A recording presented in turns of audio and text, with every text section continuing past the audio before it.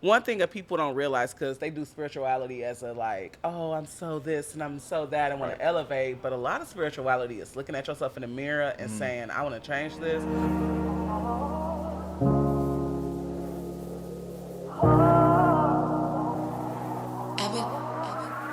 I done been through so much shit you couldn't fantasize it. Trying to speak on what I lost, but I could never find it. I'm sorry if I get that love. Welcome back to Opinionated the Podcast, Season 2. I'm your host, Joshua Hicks, and alongside me, as always, is my brother from another mother, Reed Washington. And today, we have Apple's own Miss Jonica Burkhead. What up, what up?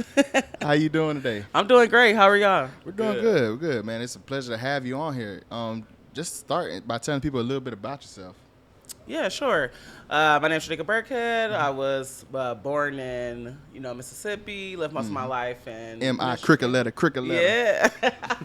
I just transitioned. Well, I shouldn't say just, but I'm out here in Kansas City. Next month will be 4 years for work. Awesome. I love it out here.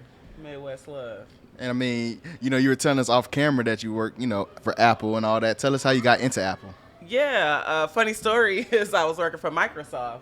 And a weird number kept calling me, and I would literally answered it to tell them to take me off their list. And it was an Apple recruiter, and changed my life. And got in that Apple life.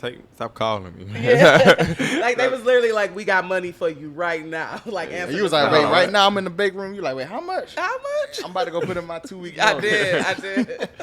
No, but I mean, tell us, okay, you got a phone call from Apple. What is it necessary that you do for Apple? Oh, yeah, absolutely. For Apple, I'm an area sales manager, okay. So I go around in the consumer-based stores and cell phone companies, and just train them on Apple, make sure they're profitable. If they not, get them to the profitable. So you don't have to hook up on a new iPhone yet? No, not yet. Okay. Just let us know. Is there a big difference between all the iPhones, though? Well, y'all. Man, she can't I say can't all be speaking that. on Right, that. say all That's that. the job. I can't be on camera dropping secrets. Yes, there are changes to it. But there's incredible changes. Okay. I don't see no difference sometimes. I'm like, I don't know what the But no, Jonica, you was telling us how, you grew up Jehovah's Witness, and, how was that? Yeah, I mean, growing up Jehovah's Witness was super tough. I'm not gonna lie, it was very strict. My parents, like I said, was born in Mississippi, so they already just had an old school mindset. There was no holidays, you didn't celebrate anything. Very strict, just I couldn't play sports. I wanted to play basketball. Yeah, I mean with my friends, but not on the team because we weren't supposed to socialize with people outside of school. I did not know that part.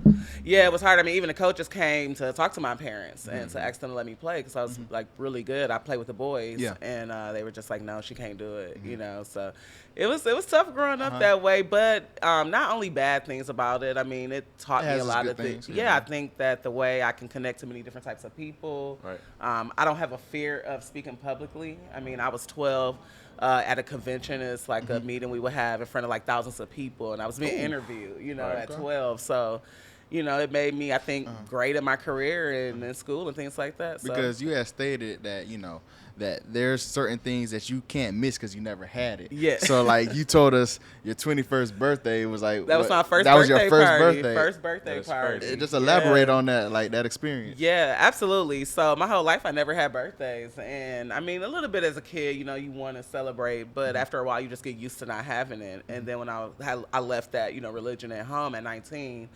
And I had my first birthday party at 21, and it was crazy. And I had a lot of friends, and it was this event, and I felt special. And now birthdays is my favorite holiday. Was that hard for you to leave the religion? It was, and they make it hard for you, right? So there's two ways that you can leave. You can voluntarily leave, or you can be kicked out, and that's called fellowshipping. And both have detrimental effects on you because all you know is this warm family pocket, and then you're very naive. I was very naive when I left. I thought everybody was nice and everybody was good, and you get real fast that there's not there's bad people in the world, and then people are not supposed to talk to you at all. So if you're just fellowship, your parents can't. Your parents really supposed to talk to you minimally. All your friends and family you've known your whole life, They don't talk to you. They shun you. I just left. I wasn't kicked out. I knew that wasn't the life for me. Did you always have that feeling like inside that that's something you was going to continue? No, actually, growing up, I was like super into the religion, Right. and my life's goal was to be a missionary and travel the world and teach people about God and the religion. And then when I was 16, that's when you're like critical thinking and starting to form. I read the Bible from Genesis to Revelation. It took me about a year and a half, and I asked my parents, like I had questions, and they gave me reference documents and books and things, and I was like, this is just not adding up. Right. And then I was like, why aren't we only supposed to hang out with Jehovah's Witnesses? Why can't I? Am I supposed to learn by like talking to different people? And so I just kept having that, and everybody's like, have faith. And I was just like, yeah, that's not for me. Did that like mess with you mentally though? Like when you first left at 19 years old, you're already about to explore the world on your own, but now you can't even call home and talk to mom and dad or your best friends that were with you your whole life. It was hard. I'm not gonna lie, and it's like I say personally, I think it has a lot of remnants of like cult-like behavior, and it messes with you mentally.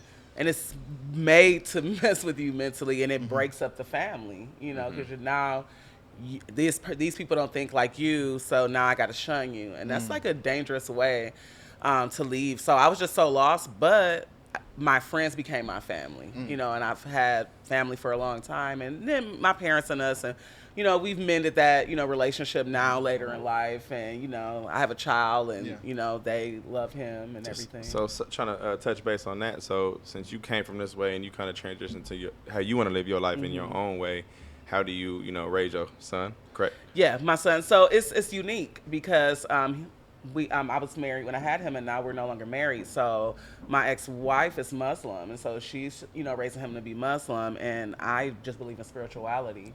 And so, for me, I always want to allow him to have freedom to discover things. Right. I don't want him to feel that he has to choose what we want, a religion for him. So, hopefully he'll just find that balance in between. And if he loves to be a Muslim and he wants that, then perfect. But I want him to always know he has a choice. Right. And Joe, I wanted to touch on, off camera again. We were talking about how you're a unicorn. Yeah. You're a woman who works in a male-dominated field. You were Jehovah's Witness for half of your life, but you were also you were gay. Yeah. And but your ex-wife was Muslim. Yeah. How were those two factors amongst coming out to your family and allowing them and just telling them this is who you are? Yeah, I feel like they always knew. I was such a little tomboy. My mom was trying to put me in all these girly clothes. It wasn't happening. It was just awkward. Give me the big shirt. Yeah, but when I left home, I just left home and I started my life. And then I officially came out to my parents, I think at 21.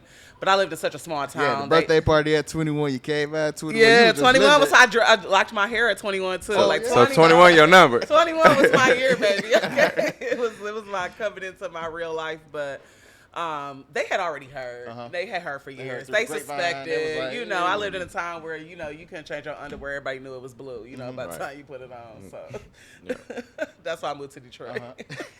Motor City. But we had touched a little bit about it, about having a son and all that. Living your life. How do you? I won't say how your parents were with you. Now what not to do, almost, right?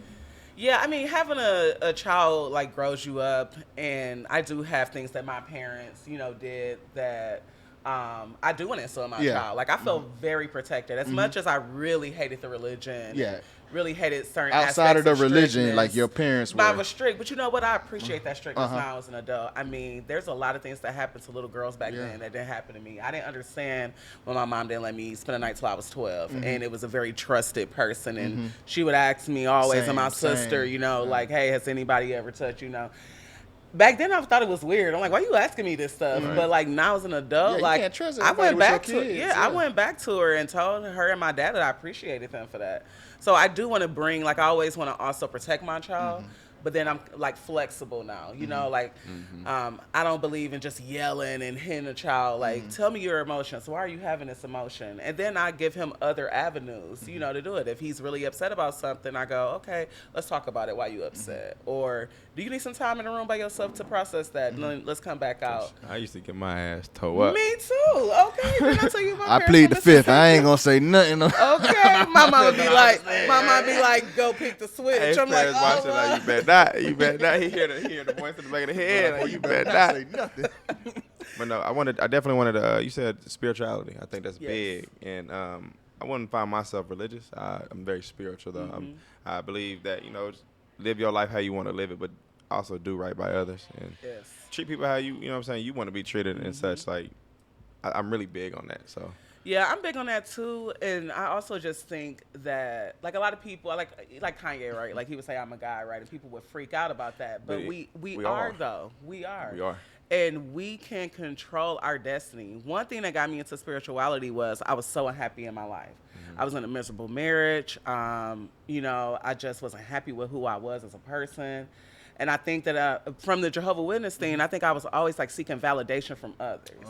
And that's like a downward spiral when people have a negative view of you and then you're receiving that energy. So I started like a book that changed my life was You Can Change Your Life by Louise. And so I did that. And it started more of like a self-love journey, kind of releasing some like religious trauma. And it really opened my eyes to spirituality because I used to think everything was demonized. Like, when you grow up Jehovah's Witness, anything that's like metaphysical or Waterboy. A long time ago, but I don't remember. Everything that his mama says, like, everything is the devil. Oh, yeah. That was my mama. You can't talk to girls, that's the devil. Smurfs was demonized. He-Man was demonized. Everything was demonized. So it was funny. A lot of my friends kind of tapped into that, and I would be like, ooh, that's weird. Right. And I remember when I met my ex-wife, we would do Kwanzaa, and one of the first things was like, let's, pour out libations for the ancestors. Let's invite them in. I would like freak out and leave the room. That's how like religious a trauma held on me, and when I released that, I became so open to spirituality, and I'm not like an expert or anything, but I just know that once I got accountability, because I got to be accountable if my life is in shambles.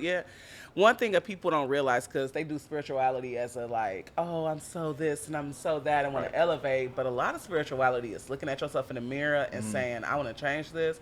And it's hard, We talk about it all the time. Everybody's able to change that exterior, but the interior is very hard to work on. It's challenging, and I don't think people are really ready for it. They don't know how to stick to it. It's hard. So.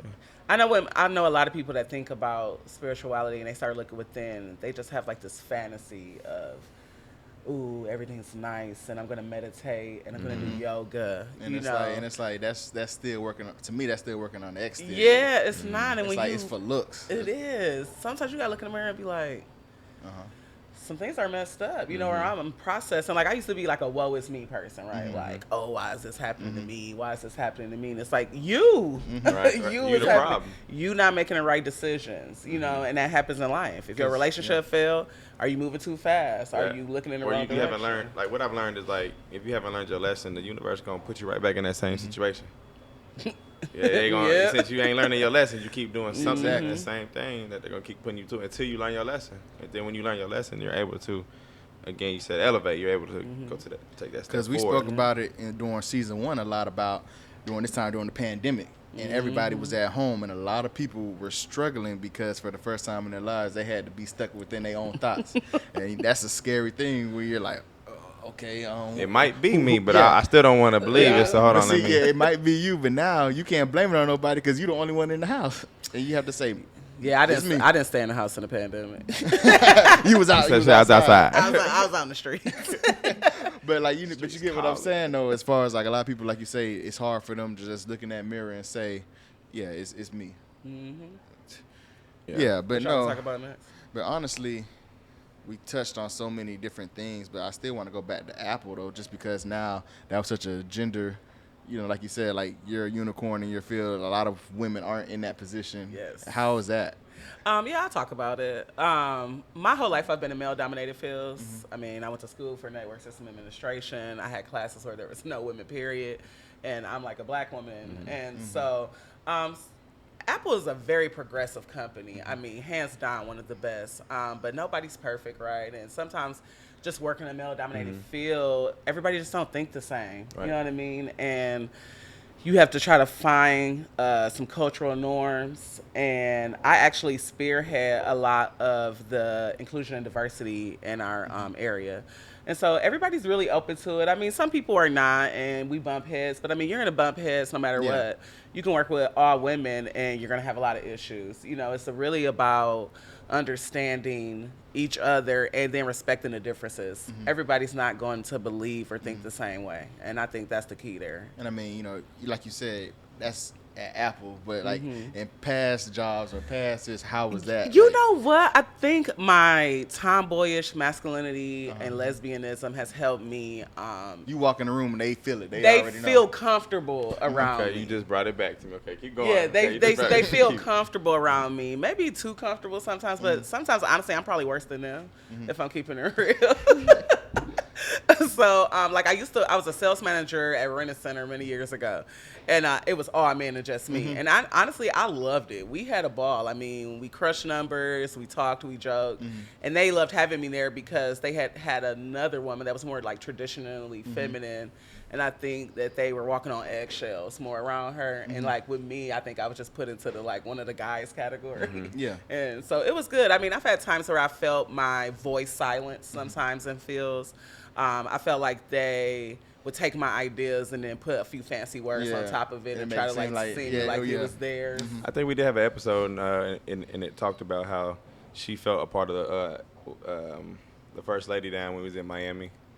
She talked about how she felt like she had a voice, she had a good role, she had a good position, but it was a male-populated, male-dominated, and they did not make her feel as if she was any less than them. They actually gave her the floor many times, and they always were directed back to her. Like, how do you feel about this? Okay, cool.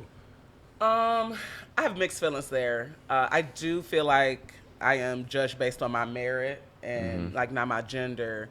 But I think it's like the silent things that happen. I think it's like the environment that's produced sometimes that they don't think. It's kind of like microaggressions, right? Like people are doing things that they're not maliciously trying to do anything. But I'll give you an example. Something that like really upsetted me in the workplace.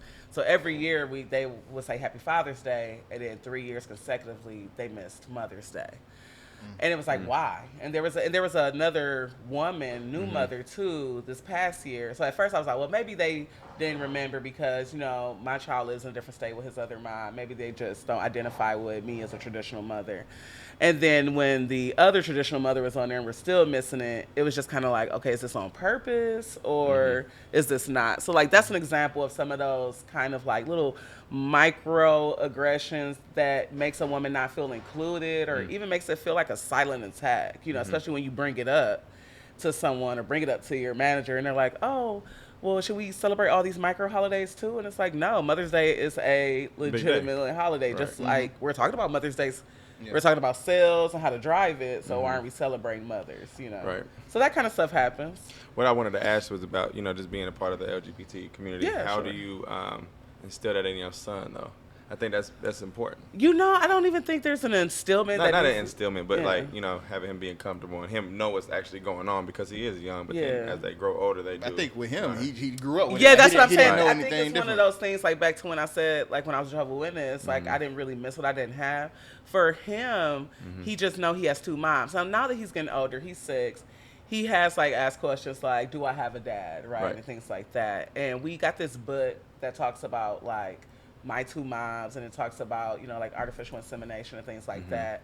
And it's really in a very kid-friendly way. And then as he get older, we'll have more in-depth conversations about it and talk about, like donors and, anonymous donors, things like that. 'Cause I think now, like... But children just feel love, though, right? Like, then he got 2 people who love him. Yeah, they and could take care care less of him. almost, Sure. He'll go around and say, hey, I got 2 moms. Like, it's nothing. And now it's a norm now. I think when I was growing up in elementary, I might have had 1 kid in my class like, who had 2 moms, and it was just like... We didn't understand it per se. Growing up, but we now, didn't hear it. now in this generation, that's every day. You see it in TV shows now, where it's like, okay, you have a kid that has like 2 fathers. I was watching one show one time, and it had 2 fathers, and I was like, man, that's awesome. Like to see where we have came from the '90s to now, full circle. I mean, these kids, they don't know any different now. Yeah, but it's a lot of friction there too. So as you know, a person in the LGBT, you know, and Q and plus, and you know, we got a lot of letters now, alphabets. But you know, I think that people are still very turned off. Like as you say now, Yeah. and I mean, as a black man, I love hearing you say that's awesome. Because people think there's like some secret agenda to turn people gay, or especially even in the black community, make black men gay or whatever. And it's just like, people are gay. Guess what? Like, I was never touched. I was never assaulted in any kind of way to make me hate men. I love men. I can say you're attractive. You're attractive. I just don't want to be with you, you know, in a romantic sense. And I mean, people can even be intimate with men instead of mean that like they want to be in a romantic relationship. People confuse that, but it is good about representation. You know, people need to see themselves. Because when I'm a little older than y'all, I'm 39. And so growing up, I didn't see really gay people. I mean, everybody saw like RuPaul, right? And then I didn't see like black women really, except for in like, you know, mammy roles and things like that. So I had to look up to what Pamela Anderson and Cindy Crawford. They didn't look like me. You know what I mean? We look a little different. You know, so it's good that kids see two dads and two moms, and even if their parents are traditionally heterosexual, so that that's how like racism and prejudice is stopped when we stop making everything be taboo. You know, that's how I feel about it. Because off camera, we talked a little bit about it. I want to step on a little bit of toes, but in a good way. You had said sometimes a Martian ain't enough. It ain't. What do you mean by that? Oh, absolutely. I'm very strong in this opinion, and y'all, a lot of y'all might disagree with me and hate me, but I'm gonna speak on it anyway. Go ahead. It's so, called I opinion. feel like I know where you're gonna go with this. Like the whole little blackout on Instagram. Like, I think I know what you're going, but let's hear it. So this is the thing. Like a lot of my friends and things in the past have said, you know, do you want to go to this protest or whatever? I've been to protests in the past, and it's just not for me. I'm not saying that it's not a necessary thing or if people want to do it, but I feel like when do you stop holding your hand out and asking people to do things for you, and then when do you start putting in action, you know, right? Like if we want to see police officers stop killing people, we need more black police officers or Mexican police officers or women police officers. If you know, we tired of seeing black women die at an astronomical rate giving birth, then we need more black women doulas and doctors, right? It don't matter if we're respected enough or not. Like I go into doors, I go into places and people don't think I'm their, you know, I'm an account manager and executive. I remember when I worked for Microsoft, I was a technician, and I would come up to these people and they would be like, "Oh, you're about to help me?" And I'm like, "Show the hell am." Yeah, I'm about to help you. Yeah, quit looking up porn and you jacked up your hard drive. You know what I mean? Like all them virus. Okay. You know, or yeah, I can replace, you know, this hard drive or whatever it was, you know, or your motherboard is completely gone. And, you know, I had to prove myself to them, but I never let their negative thoughts of me silence who I was. I was still a technician, right? I'm still an account executive. I don't look like an area sales manager to people, you know. They don't think of me. It's that image thing. Yeah, I mean, when they pull up the slides and it's like all the like white guys in me, and it's like I got gauge ears, tattoos, and dreads. You know, like, what? We actually had, it's funny how you said it. We actually had a chef on this episode, and he was talking about off camera, like, you know, with most people think of chefs as like a white coat with a hat. And he pull up to the scene, you know, and his own swag, and you know how he, you know, feel comfortable. Like they look at him like, oh, we were expecting this, but it's that image. But I think that's always been on society. They always had that certain image, and people gravitate towards that. So yeah, I mean, to touch off, yeah, you know, with the protests, I mean, this past year, I mean, for black people, we were kind of like, we've been going through this our whole life. It hasn't, I mean, yeah, it's been a hard year, but this has seemed like our everyday life for us. So, I mean, we understood, like you said, protesting, that's cool, but when is enough enough? Like, you need to go out there and we need to make these changes. When do we get off our social media handles and just quit being mad about stuff, right? And that it just goes back into action. We can change a lot of things in our life, period, if we personally do it, right? So, like, my whole movement, and I put my little stuff on here, is about cultural investor and cultural investment. And it's like, if we want to change the world, we got to start with ourselves, start with our family, and then we got to put work and put it into action. Tell us a little bit about that. Yeah, so, you know, in the pandemic, you know what I mean? Like, after my divorce, honestly, I had goals before my divorce, and I knew that I was going to attack them. It was like my second look on life. And so my first thing was I wanted to get a duplex. I've always wanted to get a duplex. I always wanted to have some real estate. And so I started my company, Cultural Investment. I really believe in it. I represent many different cultures. Yeah. Right. And I feel like you have to change. You have to learn financial literacy, right? You have to learn wealth, mental, healthy, physically, all that thing, right? I'm in a weight loss journey. Like, I'm working on that. Like, it's just, you just got to change. And I know that people want to hear it, right? Like, growing up, I wish I had a mentor. I wish I had somebody I could, like, just go on my phone and, you know, see that there was a movement that was changing, like, the norm. Like, I've never fit in a box, right?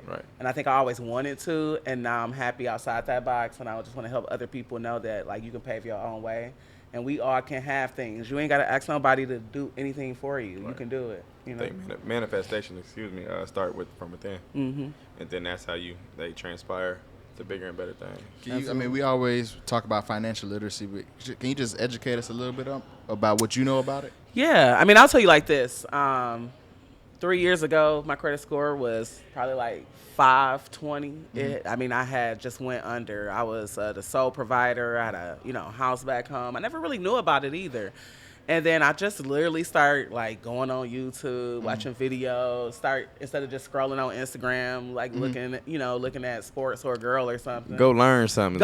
Seriously. Seriously, I just started like teaching myself stuff, changing my credit score. I mean, within 6 months, I bought a duplex in the Northeast over here at Kessler Park.